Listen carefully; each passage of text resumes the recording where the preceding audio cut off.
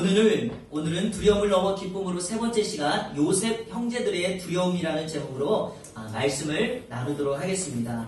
한국교회는 코로나 바이러스로 인해 유례없는 주일 예배를 드리고 있습니다.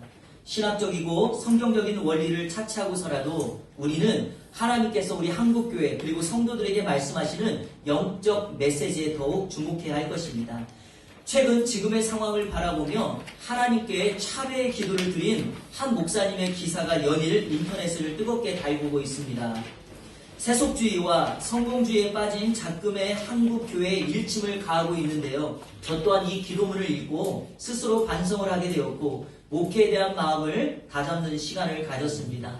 오늘 설교의 시작을 바로 이 기도문을 소개하고 우리 성도님들과 함께 이 기도문을 읽는 것으로 설교를 시작하도록 하겠습니다. 자, 주반에 있는 기도문 다 받으셨죠? 우리 보면서 쭉 한번 기도하는 마음으로 읽도록 하겠습니다. 시작! 주님, 코로나19로 인해 불과 한 달 새 우리의 생활 모든 것이 너무나 많이 바뀌었습니다.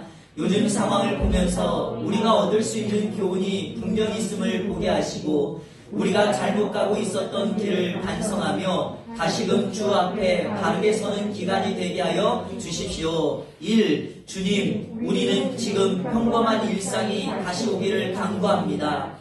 매일매일의 일상이 가장 큰 축복임을 이제라도 알게 하시니 감사드리며 그동안 주님이 주신 행복을 곁에 놔두고 해물을 찾아 헤맸던 죄를 용서하시며 무엇이 가장 소중한 축복인지 깨닫게 하여 주십시오. 2. 한국인 입국을 막는 나라가 현재 80개국이 넘었습니다. 주님, 이런 기회가 있을 때마다 지나치리만큼 해외여행을 다니는 한국인에게 이제는 좀 절제하라는 주님의 사인같이 느껴집니다.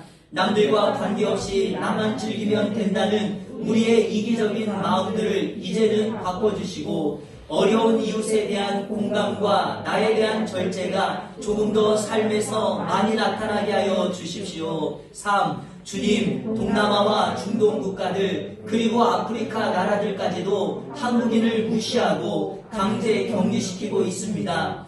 이것은 그동안 한국인들이 철저하게 가난한 나라들의 사람들을 무시해온 것에 대한 정확한 인과응보같이 느껴집니다. 앞으로 한국에 와 있는 외국인 노동자들을 더욱 인격적으로 대하게 하시고 소중히 여기게 하여 주십시오. 나그네와 고아를 사랑하고 대접하라는 주님의 마음을 생활 속에서 실천하게 하여 주십시오. 4. 주님, 마스크 없이는 하루도 살 수 없는 세상이 되고 말았습니다. 이는 그동안 너무 많이 무책임한 말을 내뱉고 거짓 뉴스를 아무렇지도 않게 퍼날랐던 우리들에게 조금 더 침묵하며 살라는 주님의 명령 같습니다. 앞으로 조금 더 내 입을 막으며 적게 말하고 진실말을 전하기 위해 노력하게 하여 주십시오. 5. 주님, 모이는 교회를 막으시는 것은 그동안 한국교회가 세상 속에서 빛과 소금의 역할을 전혀 감당하지 못해 채 자기들끼리 모이는 일에만 힘쓴 것에 대한 벌처럼 느껴집니다. 우리의 믿음의 현장이 교회가 아닌 세상임을 알려주시는 주님의 교훈이 분명한 것 같습니다. 교회보다 교회 밖에서 더 빛나는 그리스도인이 되도록 우리가 모두 다시 노력하게 하여 주십시오. 6. 교인이 5만이니 10만이니 하는 것이 모두 거품인 것을 알게 하신 주님, 하루아침에 예배당의 교인들은 없어질 수 있음을 깨닫게 하시니 감사합니다. 목사의 관심이 교인의 수에만 있고 교회의 자랑이 그 크기에만 있었다면 이제 그 마음을 돌이켜 우리의 참된 자랑이 무엇인지를 생각하게 하여 주십시오. 나의 자랑이 천박한 교회 크기가 되지 않게 하시고 내 기도의 간구가 경쟁에서의 승리가 되지 않게 하여 주십시오. 오직 존귀한 그리스도 예수만이 우리의 자랑이 되게 하여 주십시오. 주님, 이 어려움이 다 지나고 난 후 이 땅의 교회들이 다시 세워지며 주 안에서 하나의 교회로 같은 교회로 함께 천국을 향해 나가게 하여 주십시오. 주님이 가르쳐 주신 기도와 같이 거룩한 공교회가 되게 하여 주십시오. 이렇게 텅 빈 예배당에서 하나님께 예배하며 그동안의 나의 잘못을 참여합니다. 주님, 교인들과 함께 맞이하며 예배할 수 있는 날이 속히 오도록 주님, 우리에게 긍휼을 베풀어 주십시오. 언제나 우리를 위로해 주시며 새롭게 하시는 예수님의 이름으로 기도드립니다. 아멘. 여러분, 이 기도문을 시간이 나시는 대로 하시면서 우리 자신을 돌아볼 수 있는 귀한 시간이 되기를 바랍니다. 혹자는 위기를 위험한 기회라 하였습니다. 코로나19로 인한 바이러스의 전염은 한국 사회만이 아니라 교회에도 엄청난 위기가 되고 있습니다.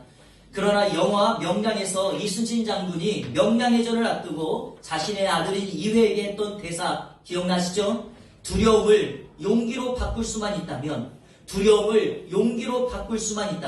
우리도 신앙과 교회를 회복할 수 있는 기회가 될 줄로 믿습니다.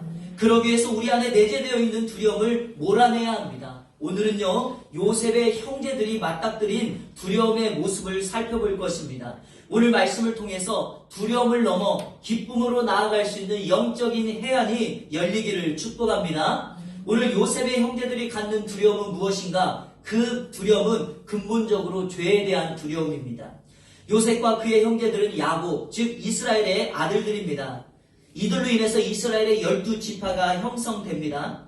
야곱이라고 하는 사람은 성경에 등장하는 인물 가운데 가장 파란만장한 인생을 산 사람입니다. 예컨대 태어날 때도요, 쌍둥이로 태어났는데 형보다 먼저 태어나려고 형의 발 뒤꿈치를 잡고 태어납니다. 그리고 그의 인생의 마지막 끝자락에서는 그의 마지막 죽음이 고향 땅이 아니라 애굽에서 죽음을 맞이하게 됩니다.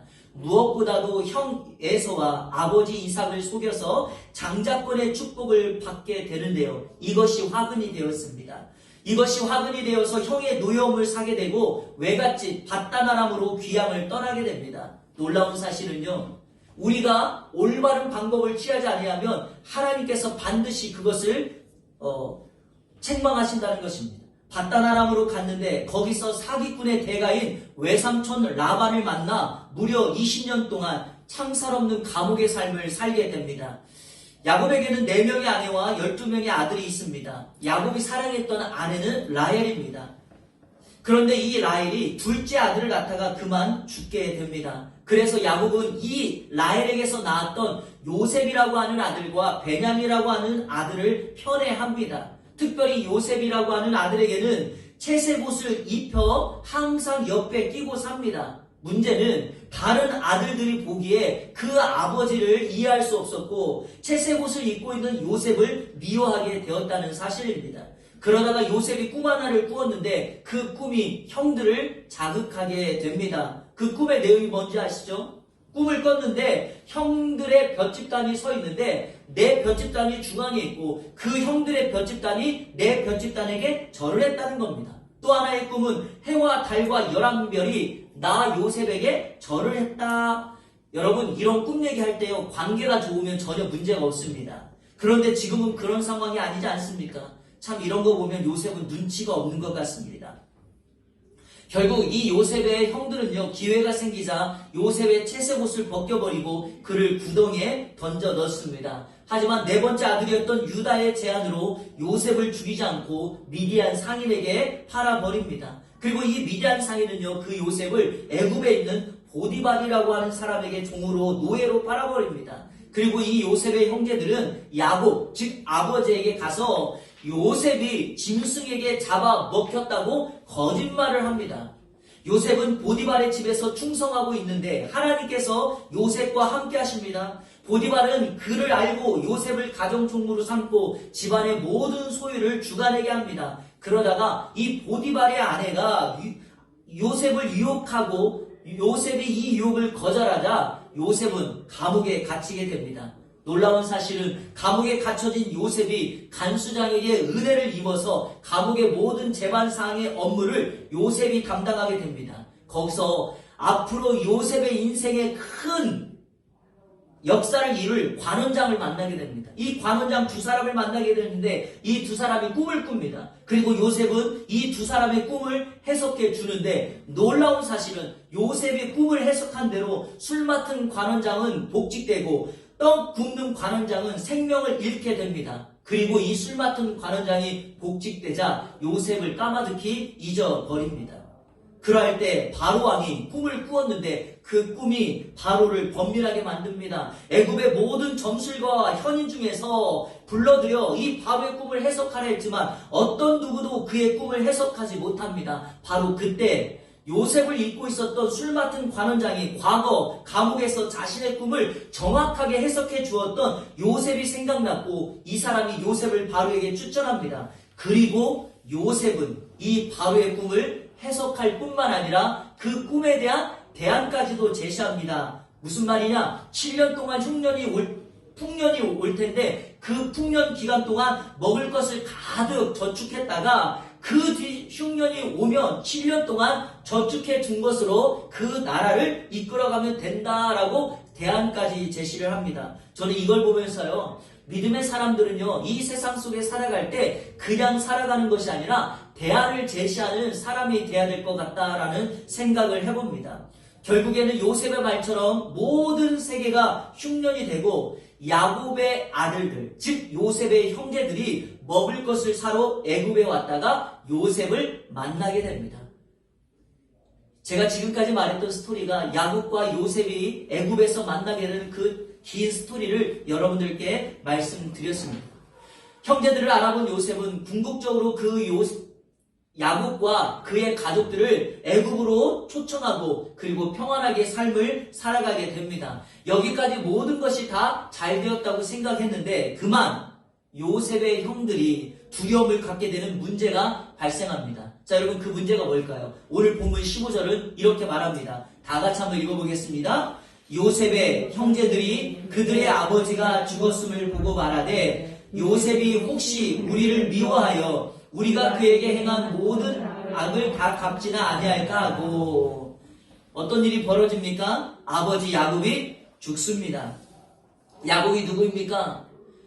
이 야곱은요, 요셉으로부터 이 형들이 자신들을 지켜내는 보호막이자 피난처였습니다. 그 보호막 피난처가 걷어진 것입니다. 그러니까 이들은 스스로 생각합니다. 요셉이 우리를 미워하여 자기에게 행한 모든 악을 갚으면 어떡하지? 라고 생각합니다. 자, 여러분, 성경 잘 보셔야 됩니다. 요셉이 형들에게 내가 형님들의 악을 갚겠습니다 라고 말한 적이 있습니까? 없죠. 이것은 무엇입니까? 형들이 그렇게 생각하고 있습니다. 심리학자인 어니 젤린스키가 이런 말을 했습니다. 우리 다 같이 한번 읽어볼까요?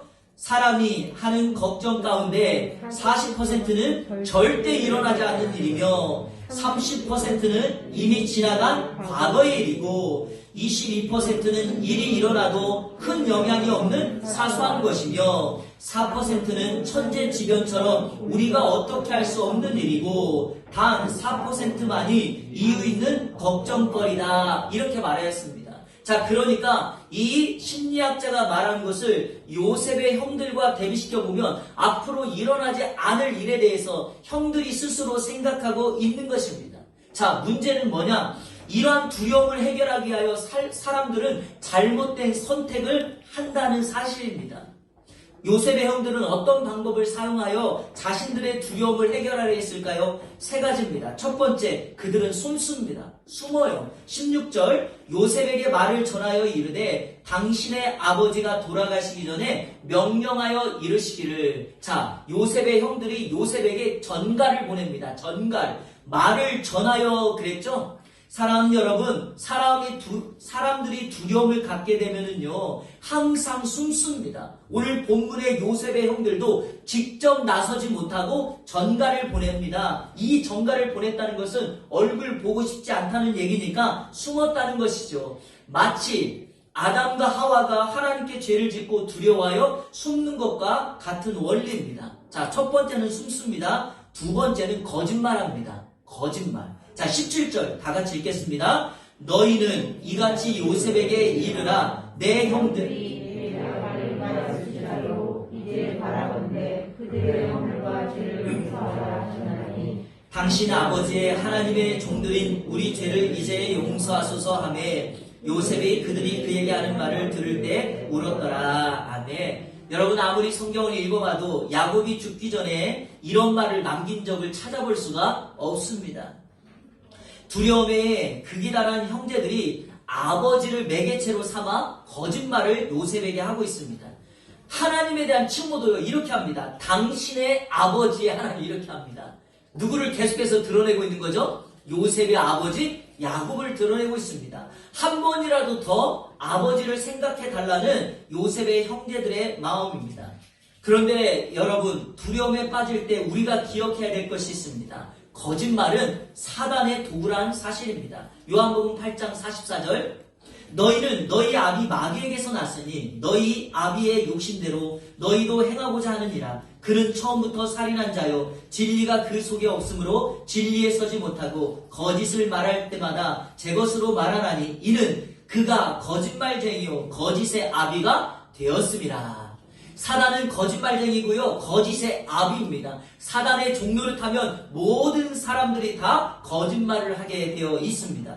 현재 한국은 신천지로 인한 대혼란에 빠져 있습니다. 그런데 신천지를 이끄는 근간이 뭐냐? 바로 거짓말과 미혹입니다. 여러분. 신천지에 등록된 사람들은요, 등록된 사람들, 지파, 성전, 위장교회 다 공개했다고, 나라에게 공개했다고 했죠? 그런데 여러분, 지난 금요일 어떤 일이 벌어졌습니까? 금요일 아침 기사에 이만희가 직접 관리하는 위장교회는 다 빠져 있었죠. 3,000명이 넘는 인원이 빠져 있었습니다. 그러니까 먼저 공개된 자료가 다 거짓이었음이 드러났습니다. 이들의 포교 방식 다 거짓입니다. 그런데 여러분 중요한 사실이 있습니다. 이들이 거짓과 미혹으로 사람들께 다가오는데도 사람들이 쉽게 넘어갑니다. 이번에 신천지 확진자 30%가 20대예요.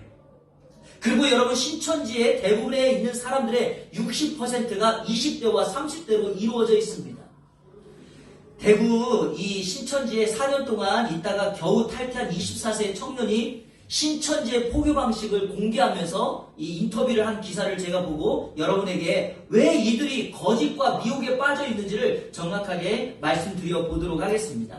젊은 사람들, 지식인들이 신천지에 빠지는 이유, 자 그들의 용어로 환자 만들기가 있다는 거예요. 환자 만들기. 한번 따라해보세요. 환자 만들기. 환자 만들기. 자 이들이 포교할 때 청년들의 불안한 내면 심리, 두려움을 이용한다는 겁니다. 예컨대 취업 준비 중이면 직업 컨설팅 전문가를 만나게 해주고요. 가족이나 이성에 대한 상처가 있거나 문제가 있으면 심리 상담가를 만나 상담을 해주는 겁니다. 그런데 문제가 이들 모든 상담가 전문가가 다 가짜라는 것입니다.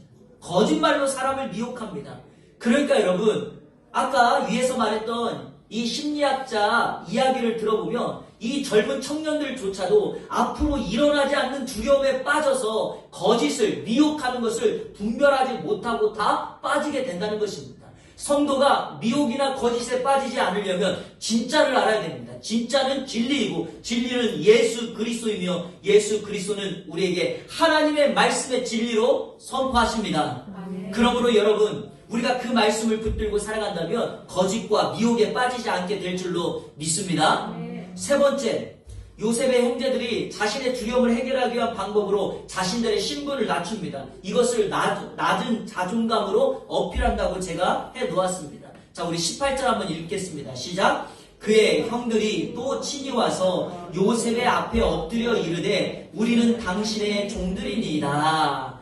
여러분 갑자기 자기들을 뭐라고 만듭니까? 당신의 종이다 라고 말합니다. 이것을 요셉의 꿈의 성취라고 설명할 수 있겠지만 이미 요셉의 형들은 먹을 것을 사러 애굽에 왔을 때 요셉에게 절을 하고 엎드렸으니까 이 본문은요 두려움을 갖는 사람의 내면의 심리로 봐야 할 것입니다. 두려움이 지배하는 사람들은요 자신이 누구인가를 몰라요. 어떤 사람들은요 이 약간의 멘탈이 약하고 정신병에 지배받는 사람들은요 자꾸만 자기를 쥐라고 생각을 한다는 거예요.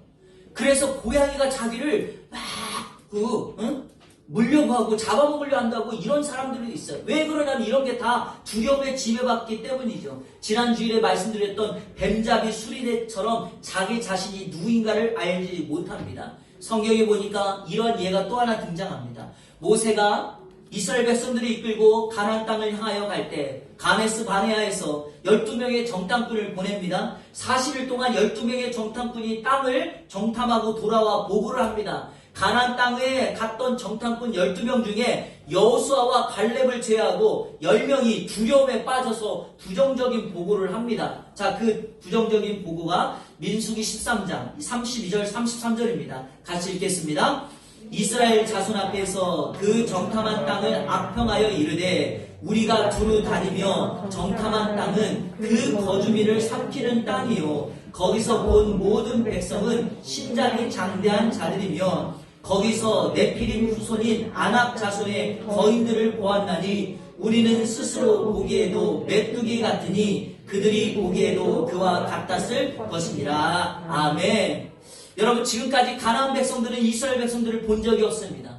그리고 이스라엘 백성들은 스스로 생각합니다. 일어나지도 않을 일을 생각합니다. 아마도 우리가 그 땅을 가게 되면 그 백성들이 우리를 메뚜기라고 생각할 것이다, 이렇게 생각합니다. 그러나 여러분, 전혀 그렇지 않습니다. 이것은 믿음 없는 표현이죠. 실질적으로 가나안 땅을 정복할 때 여리고 땅을 정복하려는 그 싸움의 순간 여리고 성에는요, 그 백성들이, 이스라엘 백성들이 하나님이 함께 하신다는 역사 때문에 그들은 두려워 떨었다고 말합니다. 그럼에도 불구하고 그들의 외적인 모습만 보고 어떤 누구도 싸우려 하지 않습니다. 마치 골리앗 앞에 선 이스라엘 백성들과 같습니다. 그러나 사랑하는 성도 여러분, 이 두려움의 싸움은요, 외모에 있지 않습니다. 내가 하나님을 절대적으로 신뢰하느냐, 그렇지 못하느냐의 싸움인 줄로 믿습니다.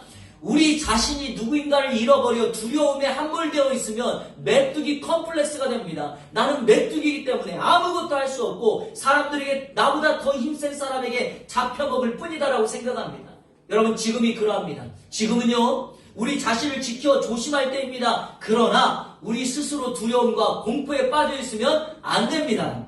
그러면 이 두려움을 어떻게 해결할 수 있을까요? 오늘 요셉이 세 가지를 제시합니다. 이 세 가지는 오늘 우리가 이 두려움을 극복할 수 있는 방법입니다. 간단하게 세 가지를 여러분에게 해결책으로 제시하도록 하겠습니다. 이번 한 주간 이 세 가지의 해결책을 여러분 마음에 품고 한 주간 승리하는 삶을 사기를 축복합니다. 첫 번째, 여러분, 이 두려움은요, 우리 스스로 해결할 수 없음을 인정해야 합니다. 자, 19절, 요셉이 그들에게 이르되 두려워하지 마소서, 내가 하나님을 대신하리까? 여러분, 이게 무슨 말씀입니까? 사람을 판단하고 심판하는 것은 내가 할 일이 아니다라는 거예요. 요셉은 내가 판단할 수 없다는 겁니다. 그러니까 여러분, 내가 당신들의 두려움을 해결할 수 없고 하나님이 하시는데, 중요한 사실이 있습니다. 내가 할 수 없다는 걸, 스스로 두려움을 몰아낼 수 없다는 이 말씀에 담겨진 의미가 무엇일까요? 바로 외부의 동인이 들어와야 된다는 겁니다. 외부의 힘이 필요하다는 거죠. 자, 그러면 우리 성도들이 두려움을 해결하기 위한 외부의 힘이 뭘까요? 바로 성령입니다. 바로 하나님의 말씀이죠.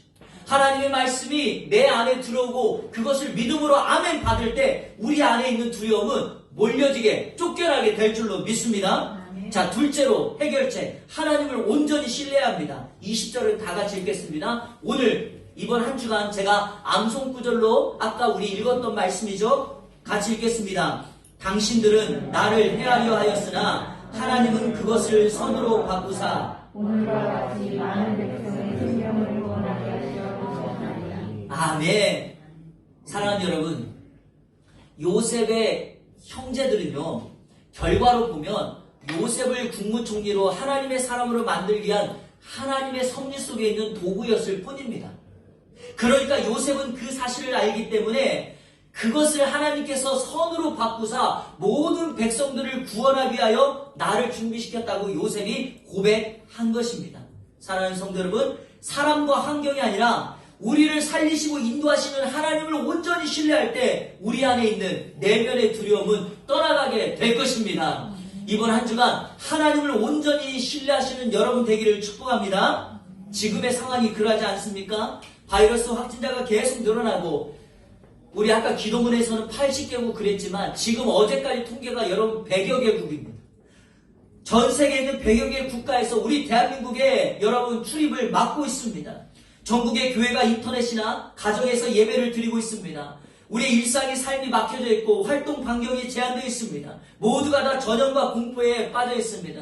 어제 기사에 보니까 가까운 여기 광명의 어느 한 교회 부목사님이 확진되었다고 합니다. 그분이 여기 홈플러스에 와서 지금 홈플러스가 폐쇄되고 그 앞에 있는 국민은행도 폐쇄됐다고 말합니다.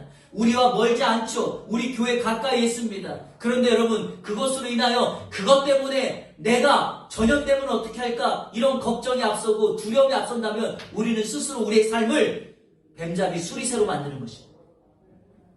제가 다시 한번 말씀드리지만 조심하셔야 됩니다.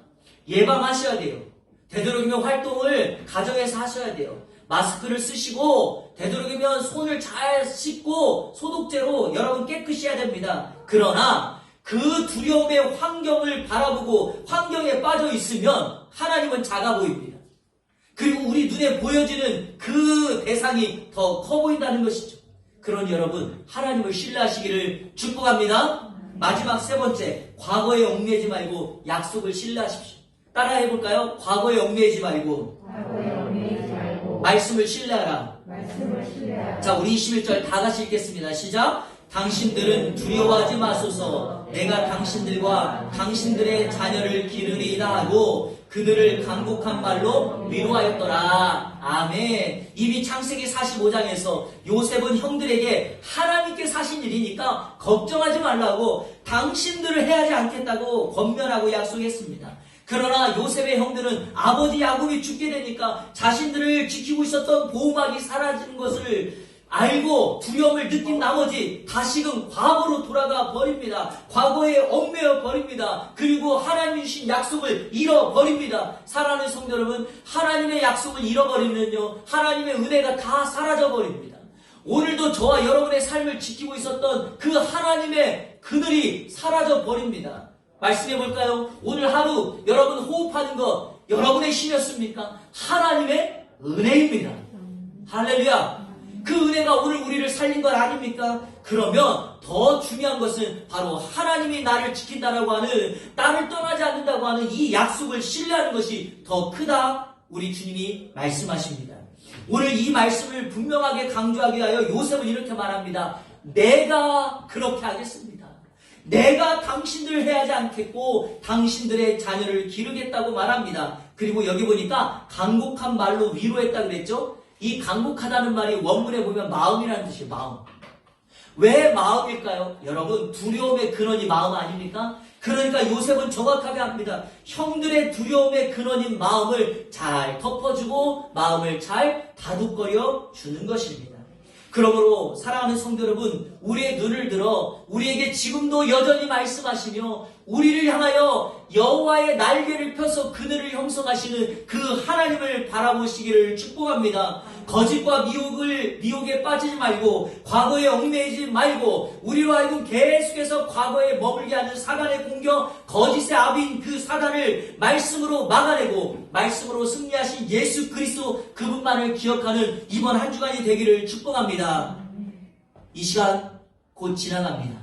이 또한 지나갈 것입니다. 그러나 우리의 흔적은 남습니다. 어떻게 해요? 믿음으로 내가 살았는가? 아니면 두려움과 공포에 빠져 어떤 일로 하지 못했는가? 우리의 흔적은 남게 됩니다. 우리의 마음을 아시는 주님께 후회도 염려도 다 주님께 맡기고 이번 한 주간 우리 주님만을 신뢰하고 의지하여 두려움을 넘어 기쁨의 삶을 살아가는 저와 여러분, 우리 이 안의 모든 공동체, 그리고 오늘 영상으로 예배드리는 우리 모든 성도들 되시기를 우리 주 예수 그리스도의 이름으로 축원합니다. 아멘.